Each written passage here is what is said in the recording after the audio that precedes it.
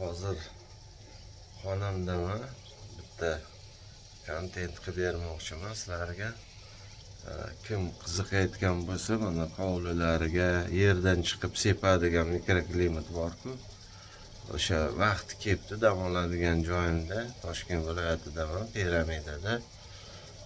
Ozgina sizlarga shuni ko'rsatib bermoqchiman. Tayyor bo'lgandan keyin qanday ish.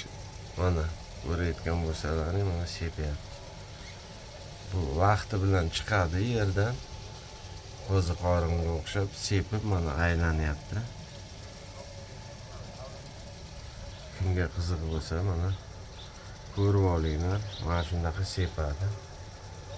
Suvni lekin juda ham ko'p ishlatadi. Iloji bo'lsa buni akkuratni ishlatish kerak.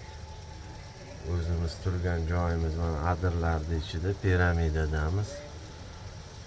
Hovlisiga yo bo'lmasa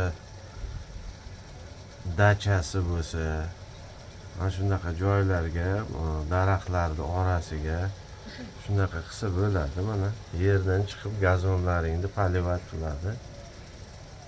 Xullas kalom yaxshi narsa. Avvalambor daraxtlar постоянно salqinlab turadi и gazonlaringiz ham yam-yashil bo'lib turadi. To'g'ri, bu arzon varianti ham bor, bu qimmat varianti. Qimmat degani bu yerdan o'zi chiqadi-da, vaqtida relesi bor. Unda kranlari bironta burchakda bo'lsa kerak buni. Hozir aylanib ko'rmayapman. Xullas kalom vaqtiga qo'yib qo'yiladi. Например, uyingizda 4 ta zonaga bo'lsangiz, 2 soat sepsa bo'ladi. O'zi o'chib yonadi.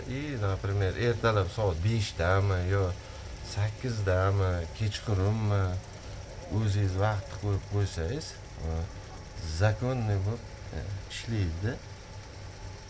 Mana shunday sepib qo'yadi, bo'ldi. O'zi yana joyiga kirib ketadi. Hamma joy ho'l bo'lib, yam-yashil bo'lib turaveradi. Endi bu yerda hozir biz turgan joyimiz gostinitsani oldi bo'lgani uchun naryoqlarda ham bor mana ko'p. Xonadan syomka qilyapman. 100 tami sepyapti-da hozir hovlisiga. Mana bu pastlarga mashinani oldilarida ham sepyapti mana.